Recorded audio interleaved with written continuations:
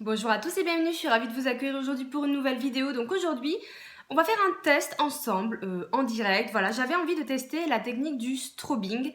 Donc si vous connaissez pas, je vous resitue rapidement ce que c'est. En fait, c'est comme le contouring, mais sans le bronzer. C'est vraiment que la partie hyper lumineuse du visage qu'on va accentuer pour donner un teint très frais et très lumineux. Voilà, donc j'ai vu tout un tas de vidéos sur le sujet, mais en fait, j'avais jamais essayé moi-même. Donc je me suis dit que ça pouvait être sympa de tester avec vous en vidéo. Voilà, je précise que c'est pas un tutoriel dans la mesure où je vais reproduire ce que j'ai déjà vu. Donc si la technique, les méthodes sont pas bonnes, me jetez pas la pierre. Comme je dis, voilà, je vous apprends pas, je reproduis. Bon, après, si vous connaissez pas, vous pouvez aussi essayer du coup en même temps que moi. Voilà. Donc j'ai attaché mes cheveux parce que c'est mieux. Et je voulais laisser deux mèches, mais ils sont tellement longs mes cheveux que voilà ce que ça donne. Mais bon, on va rester comme ça. C'est parti. J'ai déjà appliqué ma base pour le visage de chez Clinique, c'est la Pore Refining Solution que j'ai depuis un moment, qui est vraiment géniale pour lisser le teint et effacer les pores, elle marche très bien.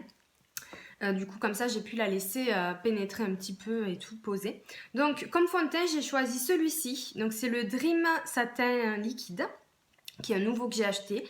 La teinte est un tout petit peu plus foncée, c'est une teinte d'été.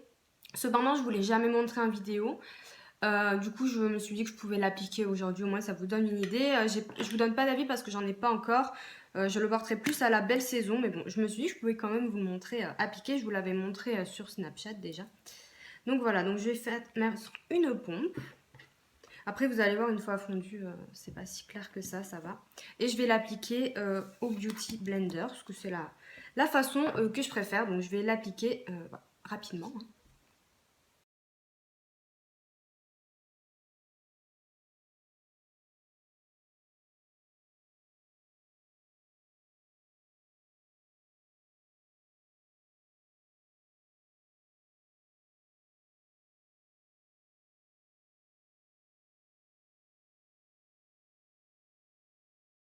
Et voilà, donc comme vous avez vu, j'ai bien appliqué sur les côtés, un peu sur les oreillers, dans le cou, pour vraiment qu'il n'y ait pas de démarcation. Mais comme vous voyez, c'est pas choquant le sous-ton, un sous-ton de plus que ma peau, ça va. J'ai oublié de le préciser, mais pour la technique du strobing, il est préférable évidemment d'utiliser un fond de teint lumineux, pas mat, sinon ben ça va un peu casser l'effet qu'on veut. Je vais mettre une de mes mèches derrière les oreilles, ce sera plus pratique. Donc voilà, ensuite, on va vraiment commencer maintenant. Donc au niveau du correcteur, comme je vous dis, je vous montre ce que j'ai le plus vu. Donc je vais commencer par appliquer un correcteur classique de la couleur de mon teint pour corriger juste les cernes, etc. Donc je vais l'appliquer juste sur les cernes. Donc celui-là, c'est le Fit Me de Maybelline en teinte 15. Il est difficile à trouver, mais vous pouvez l'avoir sur Maquialia. Et je vais estomper, bon, je vais tout faire au Beauty Blender. Hein.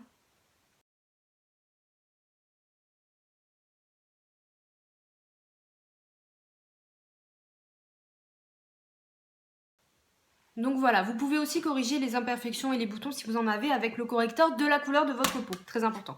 Moi j'en ai pas pour RAS. Ensuite, vous devez prendre un correcteur, un sous-ton plus clair. Donc moi j'ai le Naked Skin de Urban Decay en teinte Light Warm. Il n'y a pas ma teinte dans ce... Enfin, il n'y a pas ma teinte précise dans le Naked Skin en fait. C'est soit trop clair, un sous-ton plus clair, soit c'est orange. Du coup je préfère prendre plus clair. Et là, attention, on va l'appliquer sous les yeux. Là, on a mis l'anti-cerne et en triangle. Donc, c'est assez hardcore hein, comme technique. Hein. Moi, je fais pas... Je fais comme ça, mais pas autant. Donc, dans un premier temps, au menton. Sur le menton. Il faut être généreux, hein, c'est le but. Hein. Moi, j'en mets sur l'arc de Cupidon, sur les arêtes du nez. Ça, je le fais tout le temps, mais je vous avoue, j'en mets pas autant. Sur le nez, on fait un trait. Et sur le front, comme ça. Et là, on va remonter ici. Moi, je trouve que ça fait, personnellement, j'ai l'impression que ça fait beaucoup de matière. Déjà qu'on a mis du fond de teint, deux anti-cernes, mais bon. On verra à la fin. Donc, je vais tout blender au Beauty Blender. Vous pouvez le faire au pinceau, mais personnellement, je pense que c'est mieux de le faire avec une éponge. Hein. Donc, on y va pour l'estompage. On tapote hein, toujours hein, pour estomper la matière sans trop la déplacer. Hein. Sinon, ça sert à rien.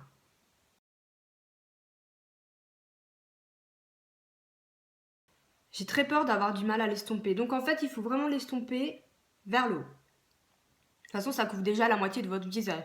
C'est pour ça que je me dis, c'est presque pas la peine de mettre du fond de teint. Hein. C'est aussi pour ça que j'ai mis le fond de teint sous ton foncé, parce que je savais qu'avec cette technique...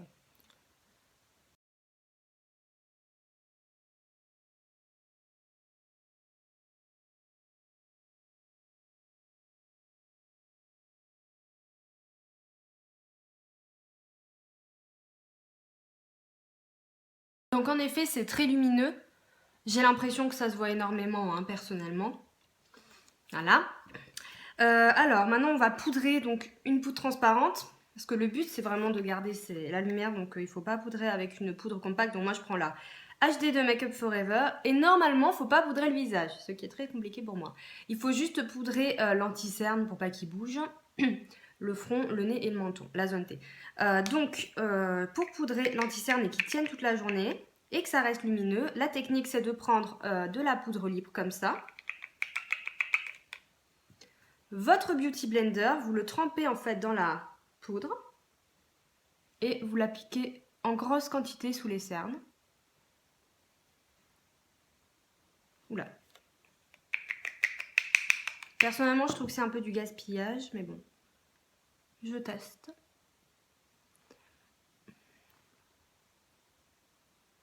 Voilà, il y en a qui en mettent beaucoup plus que ça, mais j'ai pas envie de gaspiller ma poudre. Et normalement, il faut attendre quelques minutes que vraiment la poudre et l'anti-cerne s'imprègnent, et après il faut balayer. Donc je vous retrouve dans 2 minutes. Voilà, donc normalement je prends un pinceau estompeur et je balaye mon contour des yeux. Il est censé être bien lisse et bien matifié. Je vais prendre mon petit pinceau pour estomper avec précision. Alors en effet, ça on voit que c'est figé. Je sais pas si ça tiendra mieux. Et je vais prendre mon petit pinceau, je pense, avec le reste de poudre. Et je vais poudrer le nez, le front, juste au milieu et le menton, la zone T quoi. Voilà. Donc c'est tout pour la poudre, si on suit donc la technique du strobing. Et maintenant, on va passer à l'highlighter. Donc c'est The étape. Je savais pas trop lequel prendre, donc j'ai pris un qui est assez light, le ELF. C'est le Moonlight Pearl. Donc on va commencer avec celui-là, sinon j'ai pris un MAC si jamais ça va pas. Donc moi, il y en a qui le font au Beauty Blender. Je vais faire avec un pinceau, un petit pinceau comme ça que j'utilise pour l'highlighter au quotidien. Donc je vais prélever la matière, j'ai des pinceaux, j'ai de tout partout là. La matière avec mon pinceau de façon généreuse. Et je vais commencer par... Ouais, en fait, il faut vraiment le prélever beaucoup, il n'est pas très pigmenté, c'est pour ça, donc j'en prends quand même. Et je vais le poser en haut, là où on met l'highlighter normalement, donc un peu plus généreusement, d'habitude moi j'en mets juste là, hein. Un peu plus généreusement que d'habitude. Je vais faire des petits mouvements circulaires, oula ouais, pour tapoter la matière. Est-ce que vous voyez? Bon, vous voyez pas tellement, hein. Je vais prendre l'autre highlighter parce que sinon ça va pas se voir, moi je le vois, hein. Mais ça va pas se voir à la caméra, donc je vais ressembler à une boule à facettes. Ce soir je sors, mais bon, on sera dans le thème au moins. Donc, je disais, beaucoup d'highlighter, ah là ça se voit, à ce niveau-là. Et on remonte sur les tempes. Vous pouvez même le balayer jusqu'à la pommette en fait, hein, c'est vraiment l'objectif, je pense, du truc. Voilà. Pareil de l'autre côté.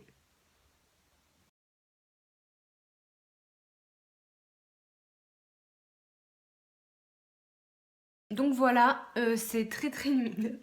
On continue avec toujours l'highlighter. On va en poser sur l'arc de Cupidon. Si jamais faites-le au doigt, c'est plus efficace. Ensuite, il faut en mettre un tout petit peu au milieu du front. Enfin, un tout petit peu. Non, en fait, il faut en mettre beaucoup. En fait, il faut en mettre beaucoup partout. Et sur tout le nez. Alors moi, ça, je le fais jamais, j'ai un peu du mal.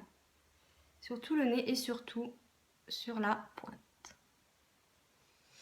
Donc voilà. Je vais quand même passer un petit coup de kabuki pour estomper le front là, parce que je vais estomper un petit peu tout, hein.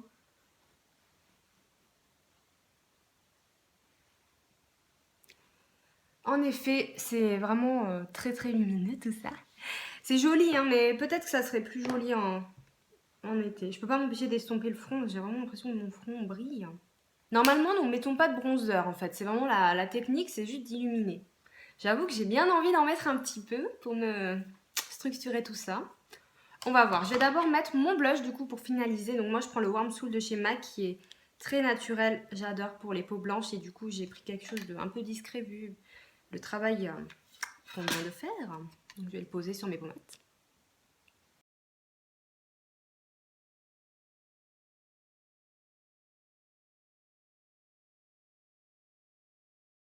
voilà, ça me donne un petit peu meilleure mine.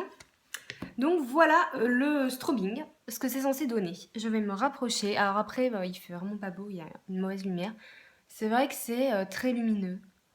C'est un teint qui est très net. Mais pour ma part, ça manque d'une touche de bronzer. Peut-être en été ou quand on a envie de moins se maquiller ou pour une soirée. Après, c'est très joli. J'ai maquillé très peu mes yeux et dans des tons très lumineux exprès pour être en accord. C'est plutôt joli. Je vais mettre une touche de bronzer, faire mes sourcils et mettre le rouge à lèvres pour que vous voyez le final. Et je reviens. Voilà ce que ça donne teint fini, donc j'ai vraiment mis une toute petite touche du bronzer Armani Chimac, vraiment très très peu pour pas tout casser. Je fais mes sourcils avec le gel de chez ELF comme d'habitude. Et sur mes lèvres, j'ai mis un rouge à lèvres liquide de chez LA Splash. Je sais pas comment on dit, LA Splash? La Splash? Je sais pas. Bref. Et c'est le Late Confession. Il est très très beau. Il va se matifier. Voilà. Donc voilà ce que ça donne pour le strobing au final. Donc c'est très lumineux, c'est vraiment très joli. Personnellement, je ferais plus ça pour une occasion particulière parce que c'est vrai qu'on met beaucoup d'irisé sur le visage quand même.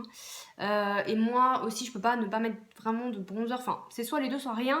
Et du coup, après, ça risque de faire un peu too much. Je suis plus fan de l'highlighter légèrement posé sur les tempes. Sur l'arc de Cupidon, etc. que beaucoup trop comme ça. Mais c'est quand même joli, c'est original, voilà.